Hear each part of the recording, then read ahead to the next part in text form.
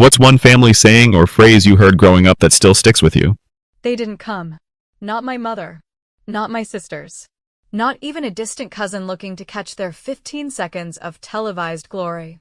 The front row, which was supposed to carry the weight of my entire upbringing, sat hollow, just names printed in a decorative serif font on white cardstock, mocking me with every glance from the audience. Reserved, but untouched. Not one of them bothered to show up for the biggest moment of my life. Not for the speech. Not for the recognition. Not for me. The auditorium buzzed with artificial anticipation, cameras being adjusted, crew members running on adrenaline and underpaid labor, bright lights illuminating polished faces of people who knew exactly how to look proud when the time came. I stood behind the curtain, holding the folded pages of my speech with a grip that made my knuckles pale, wondering if maybe they had just gotten stuck in traffic, maybe the GPS took them to the wrong entrance, maybe, just maybe. There was still a logical reason why the people I had sacrificed so much for weren't in those seats. But no, this wasn't new. It was just louder now. The truth is, this wasn't the first time they didn't show up.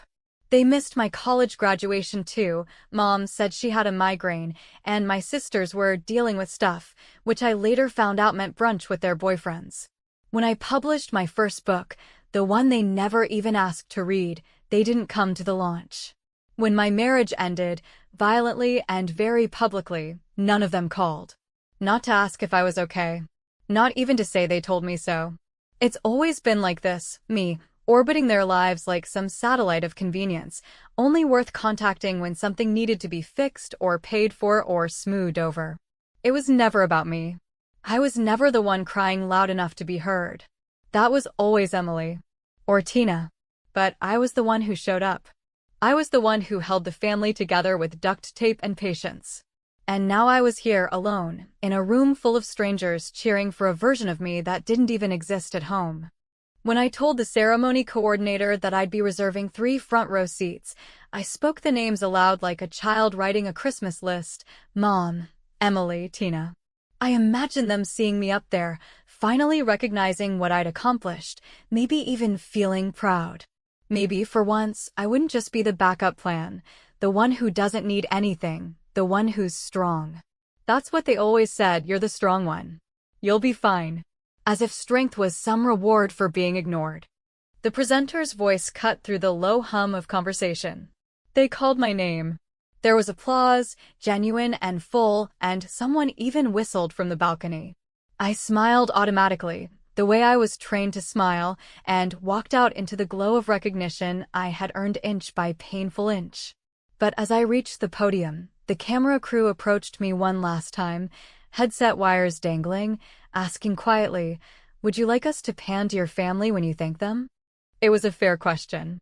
Most honorees do that, acknowledge the folks who raised them, who molded them, who gave them their start. But the air around me felt like a dare.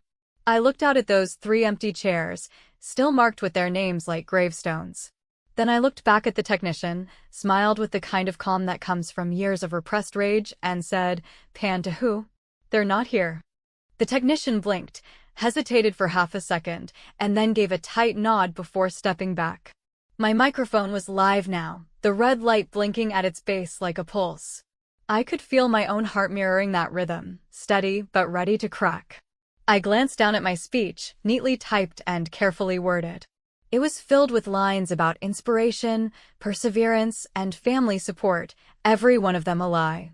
I had written it last week, imagining what it would feel like to finally be seen by the people I thought mattered most. But they weren't here. They had chosen not to be. So, I took the speech, folded it neatly, slid it into my blazer pocket, and looked straight into the crowd. There was a pause, a moment where even the air held its breath.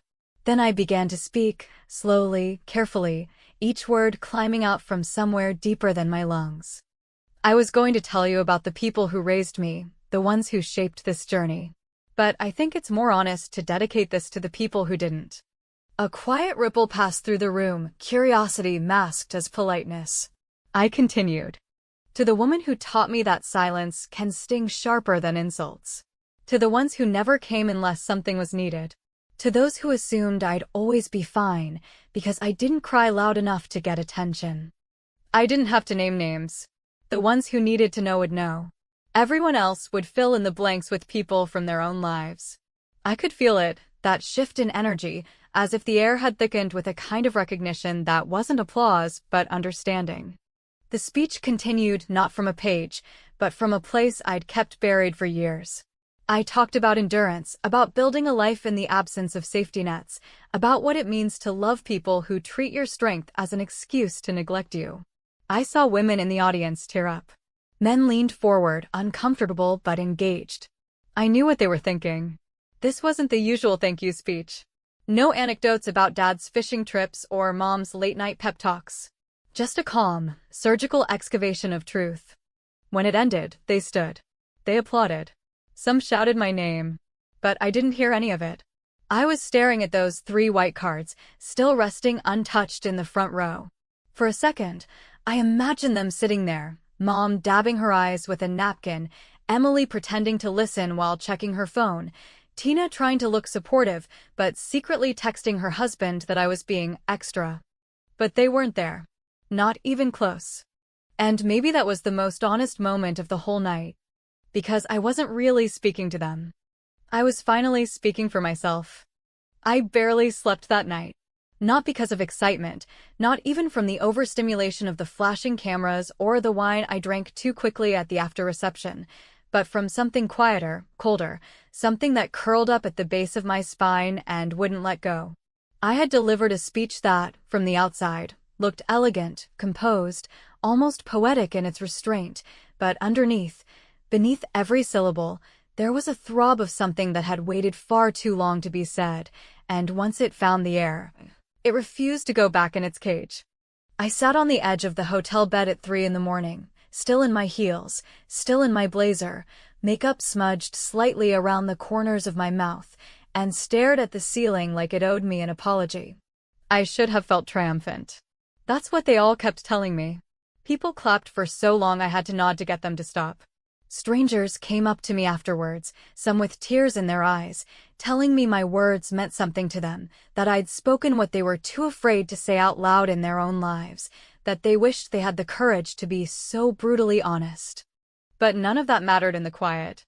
When your own mother doesn't show up, when your sisters don't even bother to text a good luck or, hey, break a leg, the applause of strangers starts to feel like the sound of one hand clapping. There's nothing lonelier than success when there's no one left to witness it who remembers you before the titles, before the achievements, before the curated persona. That morning, still running on the brittle energy of too little rest and too much emotion, I opened my email inbox and saw the digital copy of the ceremony's recording. It was scheduled to air on public broadcast that weekend, edited for time, polished up, closed captions added. The network wanted to post a clip of my speech early on their social channels, claiming it had tested well with a small preview group. Incredibly moving, they said. The honesty of it, refreshing. They asked for my permission to post it. I agreed without thinking.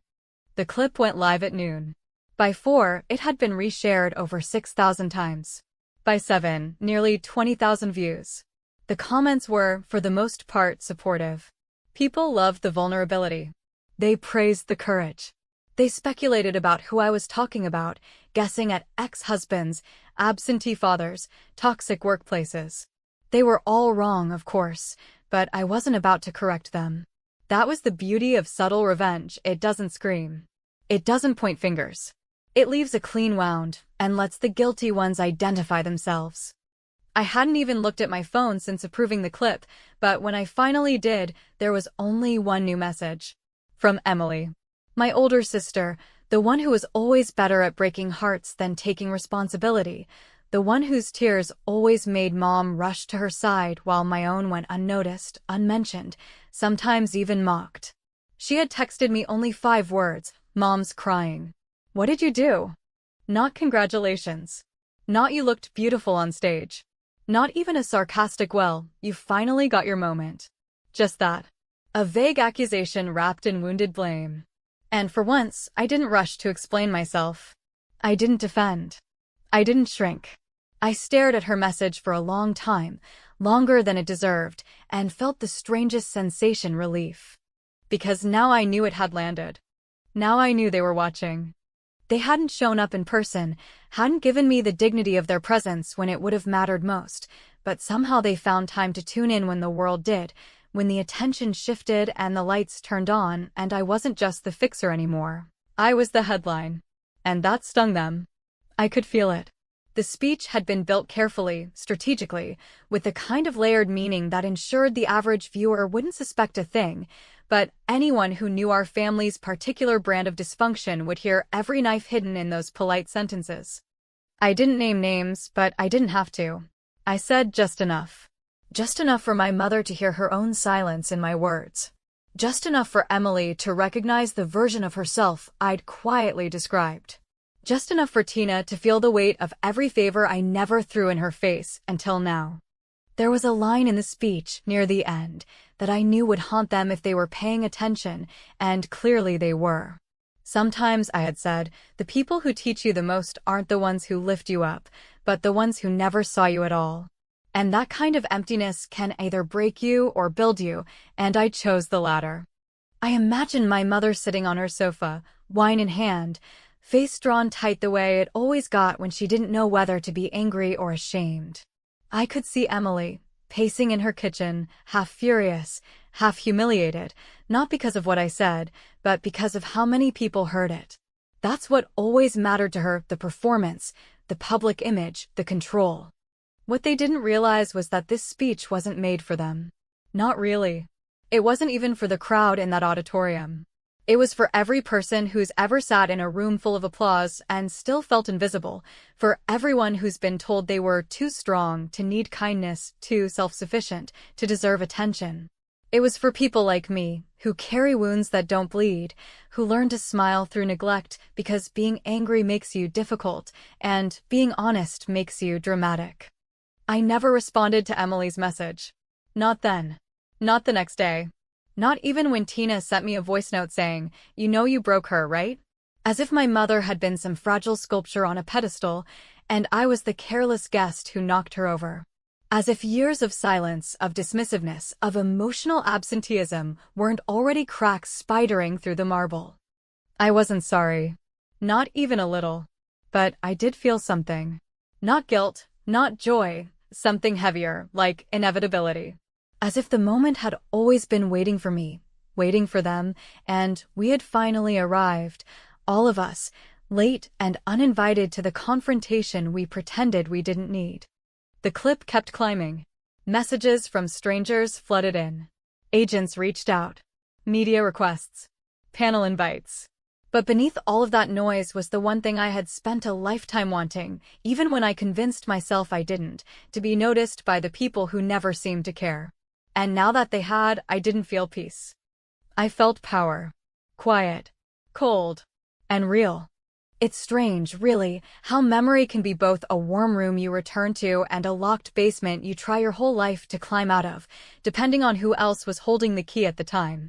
Because when I think about my family, especially my mother and my sisters, I don't remember a string of dramatic traumas or explosive arguments that severed us cleanly, giving me a clear narrative of blame or betrayal. No, what I remember is much slower, quieter, more like erosion than violence, a constant, low-grade neglect disguised as structure, a lack of affection masked as discipline, and an almost religious devotion to the idea that some children simply need more than others, which, in our house, always meant I was the one expected to give, while Emily took and Tina coasted quietly in between. Never fully present, but always spared from the weight of responsibility. Emily was the eldest, and from the moment she could tie her hair into ribbons, everyone around her, including our mother, spoke about her as if she were some fragile porcelain thing that needed to be handled delicately. Like she might shatter from too much sunlight or too sharp a word. She cried easily, bruised easily, and loved to be loved, which meant that even her smallest breakdowns sent our mother into a flurry of damage control, canceling plans, making hot tea, drawing baths with lavender oil, soothing her with soft apologies that didn't make sense to the rest of us. I watched it all like a stranger looking through a window, understanding even at 7 years old that I was never going to be loved that way, not because I wasn't worthy, but because I didn't demand it loudly enough to be noticed. I was the one who fixed things, the one who stayed quiet, who picked up the pieces when Emily melted down and our mother fell apart with her. Tina, the middle child, never seemed to want anything more than to not be involved. She was the shadow in the corner of the room, the girl who perfected the art of invisibility early on and used it to her advantage. She didn't cry like Emily or try like I did. She coasted easy grades, average friends, always just enough to get by without drawing attention in either direction. If Emily was the storm and I was the anchor, Tina was the quiet sea no one bothered to map. Even now, when she calls, her voice is always cautious, as though she's trying not to trigger anything that might make her have to choose a side. The three of us grew up in the same house, under the same roof, with the same mother and her same collection of moods and expectations and quiet judgment, but it never felt like we were experiencing the same childhood. Because every time Emily messed up, whether it was skipping class, sneaking out, or later, blowing through rent money on pills and panic attacks, the world seemed to soften around her. Our mother would hold her and whisper things like, "You're just too sensitive for this world," as if sensitivity was a shield against consequence. When I messed up, which was rare, because I couldn't afford to, there was no whispering, no softness, just the clinical assessment that I was smarter than this and should know better. Even at 16, when I came home shaking from my first breakup, I remember our mother's eyes narrowing, her voice clipped and dry. "Heartbreak is part of life. You'll get over it. Don't make a scene." And I didn't. That was always the game, wasn't it? Don't make a scene. Don't be a burden. Be the one they can rely on, but not the one they have to comfort. That role was taken. That role had always belonged to Emily. She was the perfect daughter, not because she gave the most, but because she needed the most, and in our family, need was power. I didn't realize it until much later, how exhausting it is to be seen only through the lens of utility, to be the daughter who drives mom to her appointments, who takes care of the bills when she forgets, who sits in waiting rooms during Emily's rehab intake and lies to employers about a family emergency when Tina wants to avoid another confrontation. I played that role for so long I began to think it was my personality. Even as an adult, I found myself explaining away their absences, defending their behavior to friends who were too polite to ask outright why my family never came to anything. "Oh, they're just busy," I would say. "It's a long drive," or "Emily's going through something," or "Mom doesn't like crowds." Excuses that bought them silence, while I carried the weight of their indifference like some twisted badge of honor. When the broadcast of my speech aired and Emily sent that message, "Mom's crying," what did you do? I didn't feel guilt. I felt heat, slow and steady, rising through the back of my throat like I'd swallowed something that had been festering too long. For the first time in years, I wanted to answer honestly, not just to her, but to all of them. So I called Tina. She answered on the third ring, voice already defensive like she'd been rehearsing this call since the speech aired. "Hey," she said, and nothing else. I didn't ease into it. I didn't dance around it. I asked her directly why they hadn't come. Not with bitterness in my voice, but with clarity, like a surgeon holding a scalpel over a long-neglected wound. There was silence on the line, long enough to feel like a statement. And then she spoke, slowly, like every word was something she'd been trying not to say for years. "Because Mom didn't want to come." Just like that. No apology. No follow-up. Just a flat declaration that made the air around me go still. I sat there, phone pressed to my cheek, trying to process what that actually meant, not that something had come up, not that they forgot, not that there was a miscommunication, but that my mother, the woman I had fed and supported and emotionally shielded for years, had simply chosen not to come. There's a specific kind of betrayal that doesn't come with screaming or slammed doors or ultimatums. It's the kind that arrives in a quiet sentence on a quiet evening and rearranges every story you've ever told yourself about love and duty and what it means to belong to a family. I didn't respond to Tina right away. I didn't have anything left to say. Instead, I stared at the wall across from me, the pattern in the wallpaper suddenly looking like a maze with no exit, and wondered how many years I had spent trying to earn love from people who were perfectly content letting me give everything while they gave nothing. And in that moment, something inside me shifted, not with rage, but with finality. Not with a scream, but with silence that, for the first time, belonged to me. It was 2 days after that conversation with Tina, that clipped and surgical confession dropped so effortlessly into the silence between us, Mom didn't want to come, that I finally decided to do something I had been avoiding for nearly 3 years. Something I had justified not doing under the convenient and always socially acceptable umbrella of being too busy, too tired, too emotionally taxed to pick up the phone and invite yet another version of this same exhausting dialogue where nothing ever truly gets resolved, because real resolution would require a kind of honesty we had never once dared to practice. I called my mother, and as that phone rang, as it pulsed and hummed in my hand like something alive, I felt a slow, creeping pressure behind my eyes, not from sadness or nerves, but from something older and more poisonous, resentment. The kind that accumulates slowly over decades, like rust on a hinge, until one day the door won't open at all and everyone pretends it's the weather's fault instead of admitting no one ever bothered to take care of it. She answered on the fourth ring, her voice just as I remembered it, measured, dry, always slightly exasperated, as if every word she had to speak was a burden that someone else had unfairly placed in her mouth. "Hello," she said, like she wasn't sure who would be calling, though I could hear the quiet undercurrent of expectation in her tone, the faint shift that told me she had, in fact, been waiting. Not because she missed me or regretted her absence, but because she knew, just as I did, that the speech had been a public crack in the family's carefully polished surface, and cracks, when left unattended, have a way of spreading in full view of the people we most want to fool. I told her it was me. She paused, just long enough to imply that she was weighing whether or not to hang up before asking, as though reading off a script she didn't quite believe in, "Is this about the speech?" I almost laughed, not because it was funny, but because of how small the question was compared to everything that had built up to it. I wanted to say, "No, this is about 38 years of you pretending not to notice me," or, "This is about every time you wrapped Emily in a blanket and handed me a broom," but instead I said, "Yes, it is." And then I waited for her to say something kind or curious or even just offensively human, but what she said instead was so flat it might as well have been typed in bold font on a screen. "I don't understand why you had to embarrass the family like that." There it was. Not, "I'm hurt." Not, "Help me understand." Just the oldest and most brittle refrain in our entire family lexicon, how it looked to others. Because God forbid anyone should suspect the truth.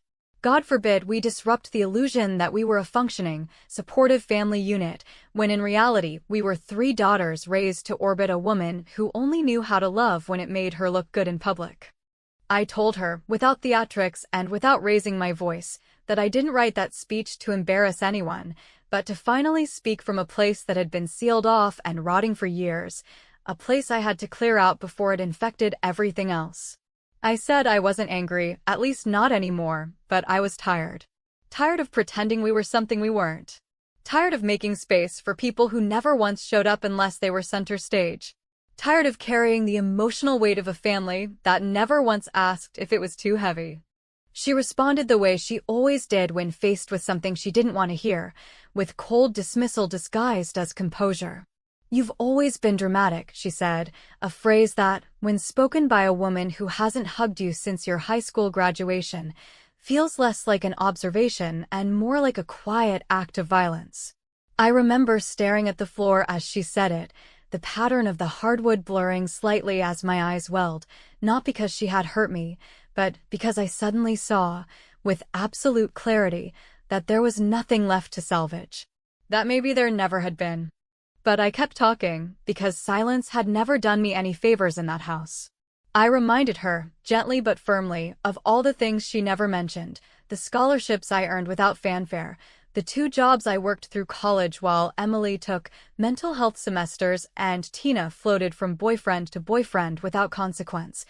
The way I showed up for her when she was too sick to go to her own doctor's appointments, even though she told her friends it was just the girls helping out, as if I wasn't the one setting reminders and filling prescriptions and fighting with the insurance companies. I listed, without bitterness, but with the clarity of a woman who has kept score and finally decided to cash in every single moment I had been there for a family that treated my reliability as something owed, not something offered. She didn't argue. That was almost worse than yelling.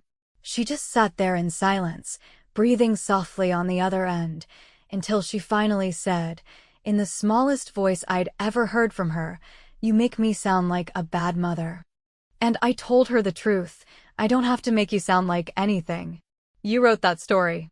I just stopped covering for it. She hung up after that. No goodbye.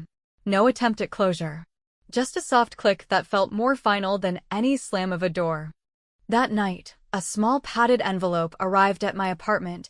No return address, but familiar handwriting scrawled across the front.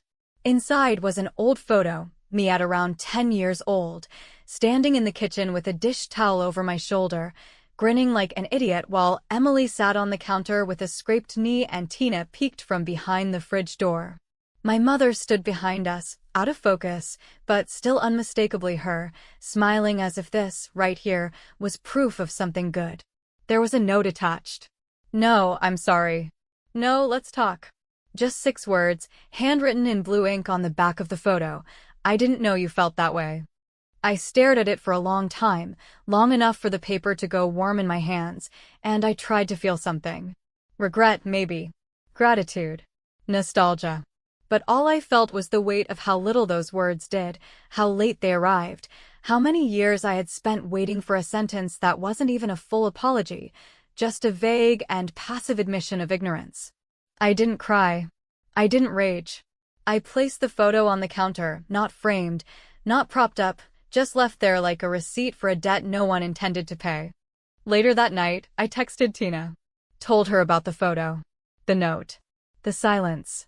She replied almost immediately, something that surprised me more than the contents of her message. She hasn't stopped crying since the broadcast. Let her cry. Let her feel what I've been choking back for 30 years while smiling through every skipped milestone and empty chair. Let her sit in the discomfort of her own choices and discover, perhaps for the first time, that love withheld is not love at all, it's control. And I'm done being controlled. Weeks passed, not with the chaotic rush of emotional fallout I had half expected.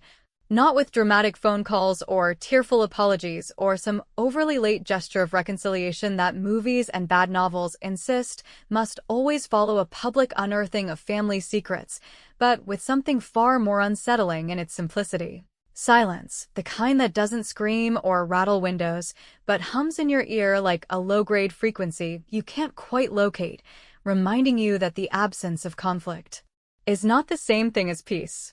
In that stillness, I found myself floating in a strange kind of limbo, somewhere between vindication and grief, unsure whether I had gained something permanent or simply blown up what little structure there had ever been between us. Finally admitting that the scaffolding of our so-called family had been held together for years not by love or support or anything remotely resembling mutual respect, but by routine, expectation, and the well-practiced art of pretending everything was fine as long as no one said anything too real.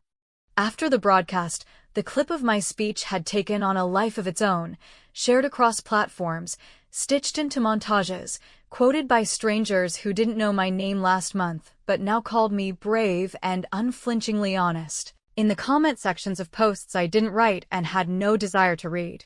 People sent me emails, hundreds, maybe more, some from women who had also grown up being the dependable one, the fixer, the child who didn't cry, who didn't ask, who didn't get in the way.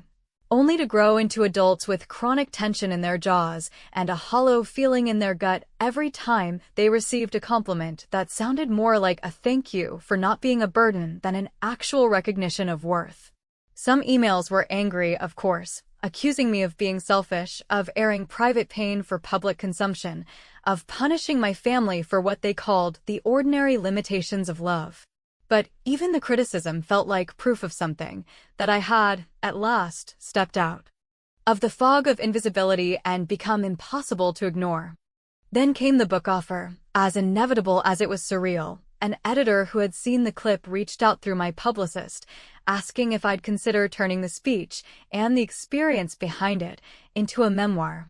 I said yes, not because I needed to tell the story again, but because I wanted to own it, to lay it out cleanly on the page, without softening the edges or apologizing for the ways in which my clarity might disturb those who had benefited from my silence. I wanted to create something that would outlast the trend cycle of online virality, something tangible and permanent, something that could sit on a shelf like a declaration. I was here. I saw what I saw. I remember what you forgot. And then, as if drawn out of hibernation by the scent of relevance, Emily called. It was a short call, measured and loaded with the kind of performative restraint that reminded me of every family dinner we had ever endured together, plates passed, stories shared, all under the thick curtain of unspoken tension that made even laughter feel choreographed. She didn't ask how I was. She didn't congratulate me. She went straight to the point, her voice a mixture of wounded pride and barely concealed accusation, the same tone she used to take when our mother would confront her about maxed-out credit cards or failed classes she never attended. You made Mom look like a monster, she said, as if those 7 words were enough to erase 3 decades of context. I let the silence sit between us for a moment, and then replied, not with anger, not with spite, but with the same quiet resolve that had carried me through that speech. She did that herself. Emily laughed, short, bitter, joyless. You're still so angry, she said, and I could practically hear her pacing her kitchen, gesturing to an invisible audience that would understand her better, always so sure that the role of victim was hers by default. You've always been angry. You just learned how to make it sound good. And that was the moment I understood, fully and finally, that no speech, no book, no viral clip could ever bridge the distance between someone who sees the truth and someone who benefits from denying it. I could have laid every memory on the table, labeled and time-stamped, and it still wouldn't have changed the fact that Emily believed her pain was the only one that mattered, and that mine, quiet and unassuming, must be manufactured now that it had found a microphone. So I said what I needed to say. Not for her, but for me. I'm angry because I was never allowed to be. I'm angry because no one ever noticed when I needed help. I'm angry because being silent made me invisible, and being competent made me disposable. And I finally stopped pretending that didn't hurt. She didn't respond. She hung up. And that somehow felt more honest than anything we'd said. The book came out a few months later. The title was simple, deliberate, undeniable, for the ones who never cared. The publisher wanted something more hopeful, more digestible, resilience, maybe, or silent strength, but I refused, because hope wasn't the point. The point was truth. And truth, when left too long in the dark, doesn't come out neat and tidy. It comes out like a storm. It's sold well. Too well, maybe. I started getting invitations to speak, panels, podcasts, women's conferences, even a Sunday morning show that pitched the story as a modern tale of emotional survival. But I wasn't interested in turning my grief into a brand.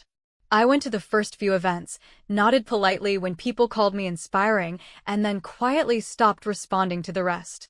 Because what I had needed wasn't admiration. It was recognition. And the only people I had ever truly wanted it from were the ones who had spent their lives looking right through me. A few weeks after the book launch, I drove back to the house I grew up in, not because I hoped to reconnect, not because I thought anyone would be there waiting with an open door and a changed heart, but because I wanted to see it one last time, not as a haunted place, but as something I had finally outgrown. I parked across the street, walked up the drive. The porch light was still the same flickering bulb that had buzzed through every summer night of my adolescence. I didn't knock. I didn't ring the bell. I simply slid a copy of the book into the mail slot, wrapped in brown paper with no note, no explanation, just the title staring up like a verdict. For the ones who never cared. And as I turned to leave, I didn't cry. I didn't feel empty. I didn't even feel victorious. I felt still. Because I didn't need their applause. I didn't need their forgiveness. I just needed, finally, to be seen. And now, whether they liked it or not, they had no choice.